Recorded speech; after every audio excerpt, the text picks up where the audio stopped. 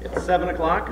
I'll call this meeting to order. This is the regular Breezy Point City Council meeting. The date is July 6, 2015.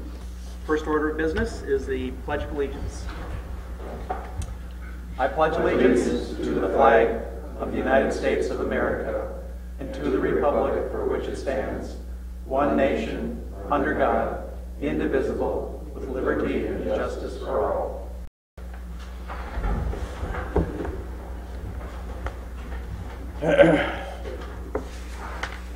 Next order of business is the consent calendar. Before you, we have the council minutes from June 1st, 2015. We also have the approval of claims totaling $40,000, $653.33. Check numbers 132055 through 132106. And we also have a partial payment, number one, to Anderson Brothers Construction for a total of $28,016.60. Is there anything that you would like to have removed from the consent calendar for separate discussion? Councilman Maroney? No. Councilman Schmidt? I do have some questions, but I don't want to pull anything off the list because I know we got to pay the bills, but maybe Okay. I could reserve that after Okay. and just ask a few It's not questions. the type of thing where you want to withhold payment? No. Or, okay, No. you just want some clarification? Yeah. Okay. Councilman Williams? No. Councilman Baca? No, sir. All those in favor of approving the consent calendar? Aye. Aye. Those opposed, same sign. Councilman Schmidt, clarifications. Danrich Inspection Services. Mayor, I know the total was $68.29 for the month. Was there something unusual about that month? To be honest, no, but you know, he does inspections, he gets paid by each inspection. Yeah. And he's been trying to clean up a lot of the older ones because we won't pay him the final payment on the inspections until they're done. So I'm thinking that might be part of it. Okay. But I don't really know, to be absolutely honest. But if we were looking at an annual payout to Danrich, Yeah. it's not going to average out to be that amount every month. Oh, absolutely not. Okay. The only reason I brought that up is it's almost approaching the point where we should maybe think about getting a full-timer. His annual compensation's in the neighborhood of about $40,000. Okay. The other question is on Placid Lake, pardon me, advisors. Yep. I know in June, evidently, there were 76.5 hours. Are all those hours in office hours? Yes. And he's here how many days? Well, in June, most of the month he was only here 2 days a week because he'd been working in Pine City.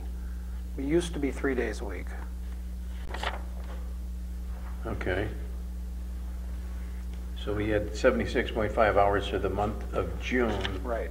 Coming in only Monday and Friday? Monday and Fridays, yeah, well, for the most part of June. You know, when he's here for Planning Commission, it's a 12-hour day, those kinds of things. Okay. I imagine there must have been some other committee meetings or? I don't recall any others, to be honest with you. I mean, outside of the normal hours. Does the Cobb Plant Committee meet during the day, or is that a? We have been meeting during the day, but we didn't meet in June. Oh, okay. That's all the questions I have. Thank you. The next order of business is the open forum. Those that wish to come before the city council and speak to any topic, whether it's on the agenda or not, can come forward at this point. The open forum is open. Just one quick one. Neil Narvison, Commander Restaurant and Bar. I'd remember which hat here I'm wearing. Obviously, over the last week, if you've passed by the Commander, you've seen we have our new sign up. And hopefully, at least I haven't heard anything negative yet. Hopefully all is going well with it. Actually, we're trying to learn how to use it.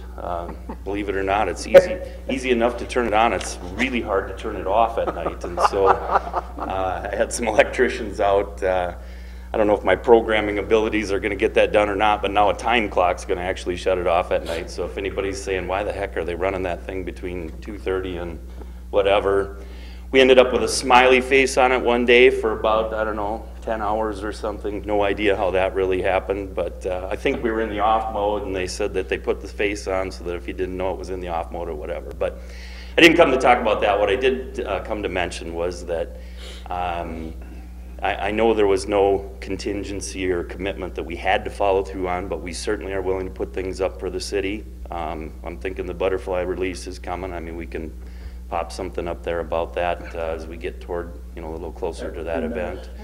If there's other things, it's really not hard to do.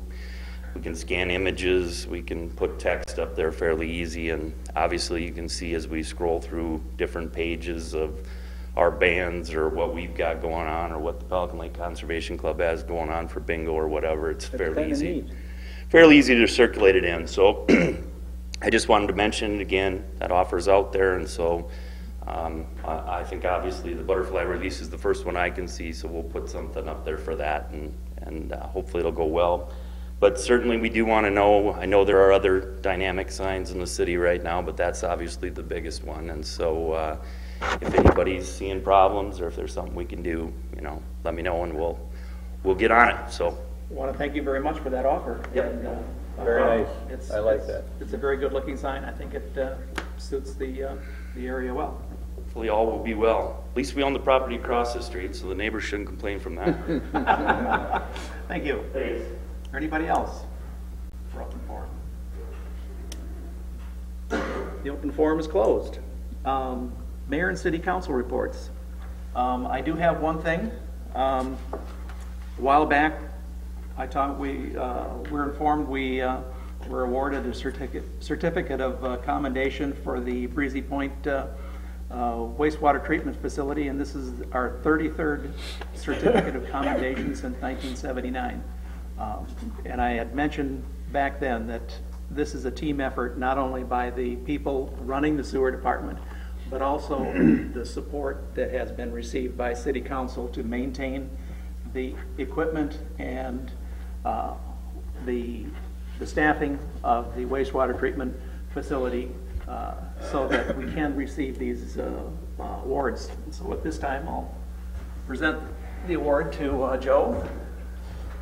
Thank you, Joe. And more importantly, you have this nice picture of me. Receiving the award, and you can frame that and have it sitting on your desk at all times.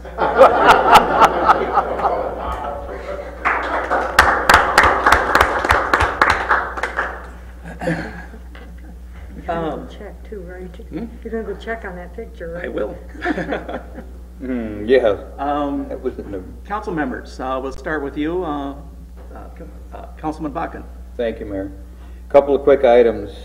I've had a couple of discussions with the mayor and with the city administrator on a couple of problems I've seen. Parking.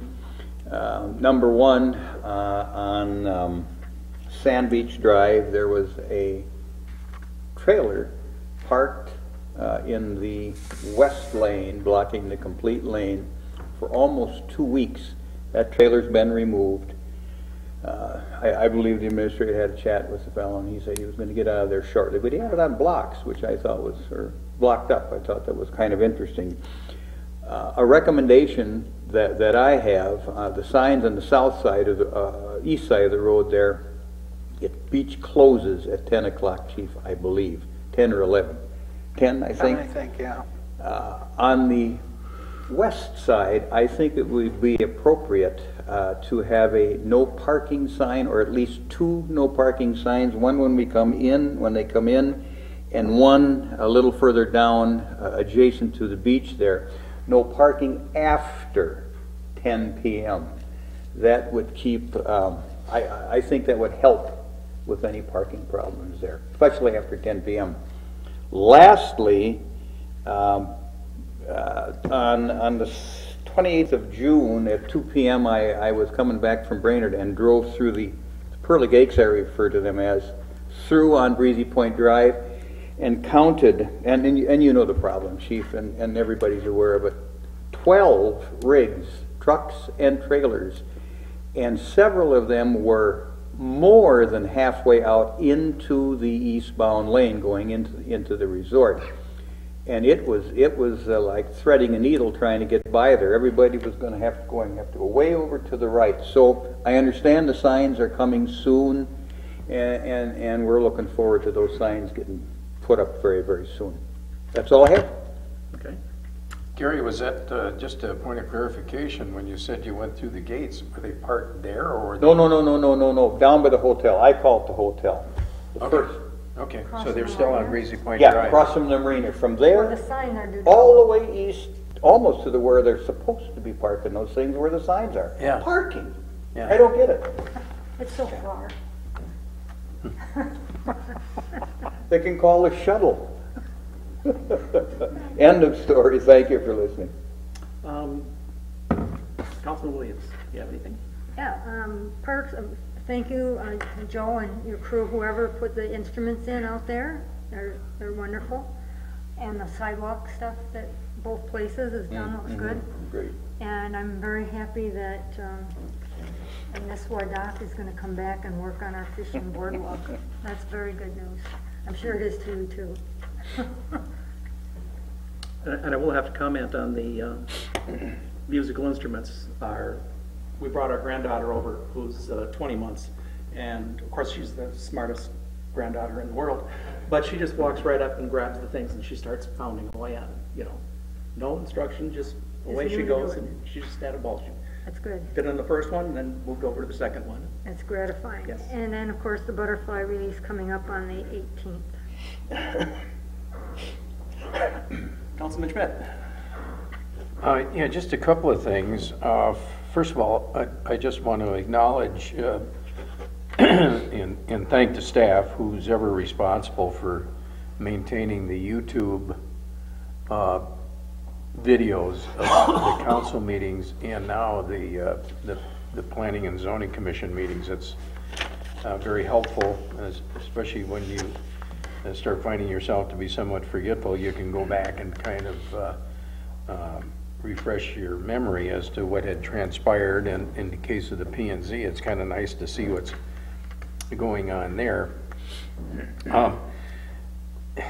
In regards to the planning and zoning, I have an issue, and when I was reading the minutes, I was paying particular attention, and I noticed that under open forum, and it's a curiosity to me because it says variance possibility, and when I researched it and talked to Joe about it a little bit, and one of the P&Z members who I'm quite familiar with, and was informed that this is evidently something that's been going on for more than that one meeting. And I recall when I was on the P&Z, how many years ago now, 6, 7 years ago or whatever, we made it abundantly clear that when an issue came up with a constituent who was seeking either a variance or a rezoning or whatever it was, we expected that it would be reviewed and discussed with staff. If the person had a question and wanted it brought on to the P&Z, for example, if it was a variance request, we would expect a staff report with a staff recommendation. For some reason, we had gravitated to a situation where the process allows for people to come before the P&Z in an open forum situation to get a reading to see if they should proceed. Now, to me, that's kind of like going to a court and polling the members of the jury before there's anything happening in front of a judge. And I think it's just not acceptable. I don't know how the rest of you feel, but I expressed my opinion to Joe. And Joe, my understanding is that's not happening anymore. We're not going to do that anymore. Okay. I don't know how you feel about it, but I just thought it was That was brought to my attention as well. okay. The other, kind of in regards to that, I took particular interest in that variance possibility, only because it was raising a lot of questions. As I'm working through the YouTube presentation, I'm listening to the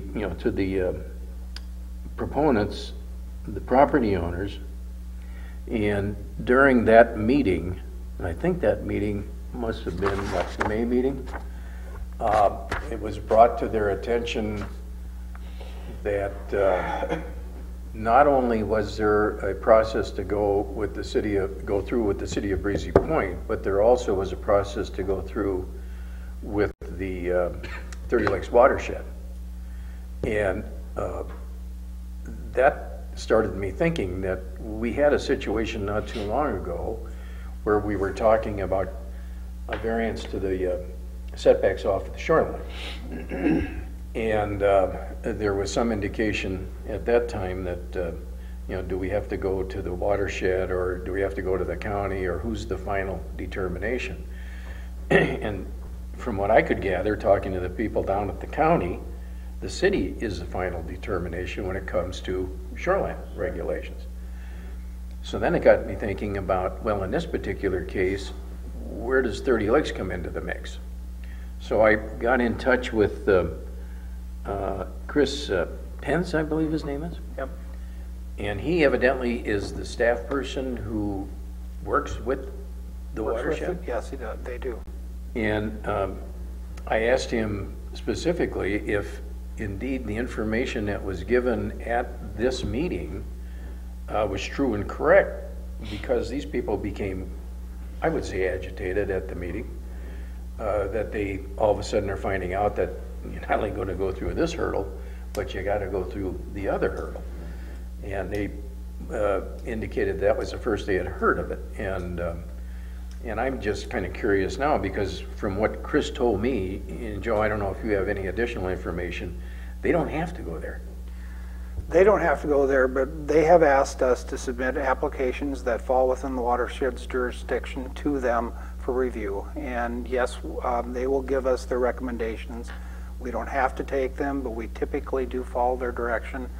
It's usually not a yes/no kind of answer. It's, if you want to allow it, you need to put in some like rain gardens or some stormwater management techniques and those sorts of things. And they do it as a courtesy, and we do it as a courtesy to ask them. That's correct. But it's not binding. No. Okay. The only reason I bring this up is, and here's the curse of the YouTube, I guess, and now that I can watch it, I think it was most unfortunate that it was presented to them in the framework that they had to get approval from. Yep. Have they been informed that they don't have to get approval? We took care of all that. I mean, okay. They don't have to go to 30 Lakes. We take care of that as part of the process. No, my question is, has the property owners been apprised that they do not have to go there? I believe so. I didn't handle that directly, but I know that the application was sent to 30 Lakes for their review. And so, I mean, it's in the process. The other question I have, and I apologize for not being here in June, was at the May council meeting, a representative or two or three from the Lake Ozzie Association was here. They were here, and I'm just kind of curious, what happened? I noticed they evidently weren't at the June meeting, so I'm assuming it was taken care of? I reviewed the files. There was nothing in there that we regulate the number of slips or docks that they have. The only regulations that we imposed in the conditional use permit were setbacks, screening, and septic compliance. They wanted to make sure all the septic systems were up to code, and that was all that was in the file. I did a summary of the file, contents of all those regulatory actions. I've given them a copy of that. Diane's gotten a copy, and I think she talked with them as well. And that's where it sits. I did call the DNR and talk to them, and as of, I forget the year, it's like 10 years ago or something, they no longer regulate them unless they're considered a marina.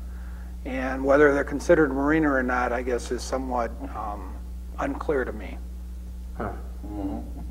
So DNR has regulated all of that stuff to local jurisdictions. So they could put out as many docks as they got room for? Well, unless we can get them for a conditional use permit and have them come back for some reason. Huh. Okay. Okay. I was just curious. I was out on the lake today and for the first time in a couple of years.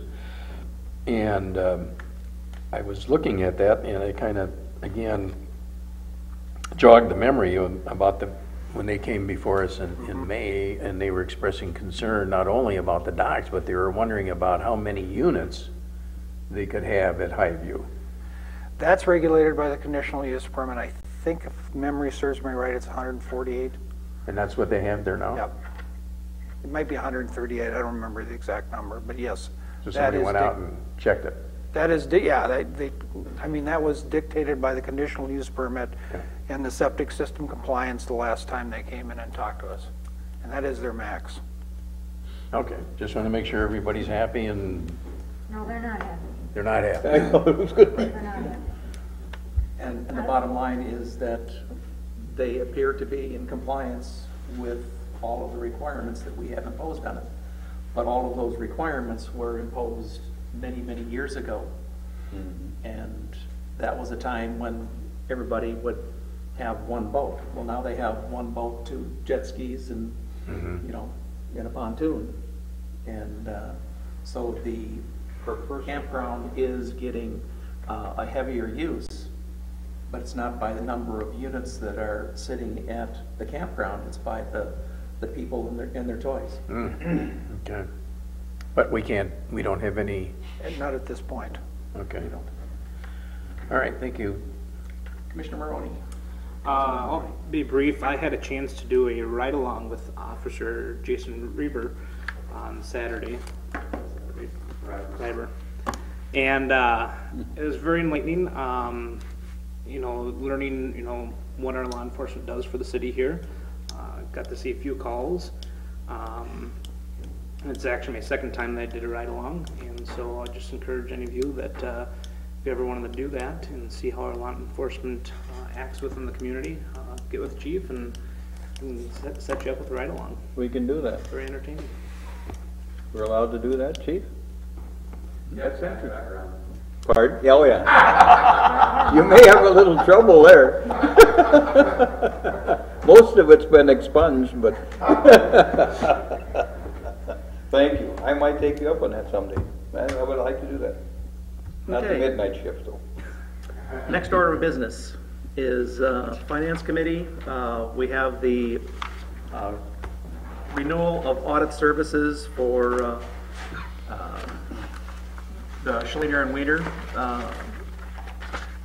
CPAs, who have been doing our city audit for the last several years. They have, the Finance Committee has discussed this. We haven't seen the formal proposal yet, but we do have it in our hands now. And we have, in the Finance Committee, we have talked about how effective the auditors have been in the past, and we are developing a very good working relationship. And as such, the Finance Committee has recommended renewing the audit contract to Schlinger and Weiner for the next 3 years. And the proposal is before you to approve them as the auditors for 2015, 16, and 17. I'm going to move that we send this back to the Finance Committee. I'll second. Send it back to the Finance Committee? Okay. And the reason is? My reasoning is that as I read this, it was developed, the response to the memo from Joe indicated that the Finance Committee had not had an opportunity to review the current proposal. And when you sit down and you do the math, I was a little concerned that we're looking at a 15% hike from 2014 to from the 2014 audit. There's a 15% increase to do the 2015 audit. Prior to that time, we had, there was a 3% increase year one from 13 to do the 13 audit, and then a 2.9% increase to do the 14 audit. Then all of a sudden, this proposal says 15%. and then 5 and 5, as I understand it, correct? You know, on surface, I would say, yeah, it seems to me to be a little excessive. I looked at the proposal, I didn't really see anything in there that is extraordinary compared to what they had been doing in the past, unless I'm missing something, Joe. Well, I don't know if I can answer this directly, but when you do a request for proposals, they shoot you the best price. It's kind of a loss leader to get you in and get in their foot in the door. Their standard price for an audit is $10,000. They did state that they were giving us a discount to the 32 or 7320 because we do provide good records for them, and so they weren't charging the whole. Our previous auditor was $10,000 and $12,000 when I was here. So from that perspective, I still think this is a pretty good deal. They're good to work with. We appreciate the working relationship, and the final outcome has been good. Sure, that's all true. I'm still a little perplexed with that kind of an increase. If it had been like a 5%, you know, I might be a little more willing to go along with it, but I think, you know, checking in at 15 kind of leads me to think that, you know, they aren't the only CPA firm in the pond. They were considerably cheaper than the other firms that we interviewed for the RFP the last time. Considerably. And the reason that the Finance Committee is so much in favor is because of the good working relationship that we do have. Our audit is essentially completed from an interview standpoint within 1 day. And that has not been so with other auditors. They actually utilize our software, they utilize our database. There's no surprises. And that's why the audit committee, or the finance committee, was recommending that we would just renew their contract. Mr. Mayor, may I say something? Speak. On my inception to the Finance Committee, I had the privilege, I consider, to for the first time being involved with the city here, getting a real hands-on experience on the finances of the city. I never had that privilege before in 20 years or so. I was it opened my eyes at what how good a shape the city is in. And I heard from Janae Roxburgh, who is the, you know, she's the one that does Finances. with assistance of the administrator. I heard her testify, if you will, and that's a pretty strong word, but what a change it's been, and how much easier it's made her job and the accounting system for the city. I was very familiar with the past firm that Joe mentioned, and I don't need to go into that, but what I see from there to here, it's night and day difference. And I'm very comfortable with knowing what I know and being explained in detail from her. I'm very comfortable with it. Mr. Maroney? Councilman Maroney? I've got no further comment. Okay. The motion on the table is to send this back to the Finance Committee. All those in favor? Aye. Aye. Those opposed? Aye. Aye. I also vote in opposition. So we'll consider, that motion is defeated. Consider a motion to accept the audit contract with Schlinner, Winter and Company. So moved, Mr. Mayor. I'll second. Any further discussion? All those in favor? Aye. Aye. Those opposed? Aye. The contract is approved.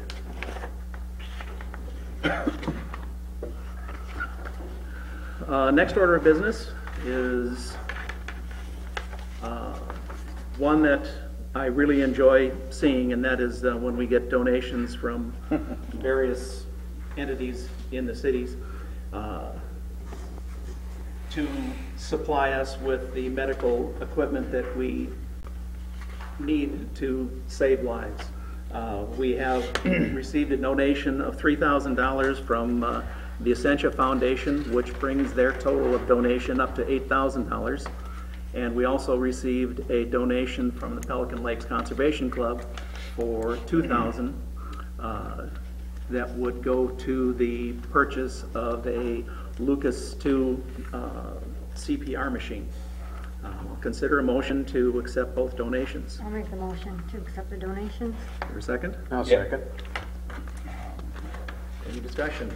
Councilman Williams? I think it's wonderful. Councilman Schmidt? No? Councilman Maroney? No. Councilman Becker? Nice to see people give back. Yes. All those in favor? Aye. The next order is, we actually have a purchase order that has been initiated to purchase, now that we have all the donations, we now have enough money to purchase the Lucas. So I would consider a motion to approve the purchase of the Lucas chest compression system for amount of $14,417.33. I'll make the motion to make that purchase as presented. Is there a second to that motion? Comments? Commissioner Williams? No, I'm just- Councilman Williams? Councilman Browning? No. Councilman Baca? No, sir. Councilman Schmidt? No comment. All those in favor? Aye. The purchase of the Lucas II is approved. Final order of business is cleanup of ordinance in our sexually oriented business. You can see by the note from Joe that we've made changes to the zonings, to the zones, and we no longer have an agriculture district. And there was also further review that found that the language and references to the issuance of a conditional use permit, the reference, however, should be an interim use permit. And recognizing the need for the correction and the fact that this chapter is not part of the zoning and subdivision ordinance, it can be changed without planning commission action or a hearing.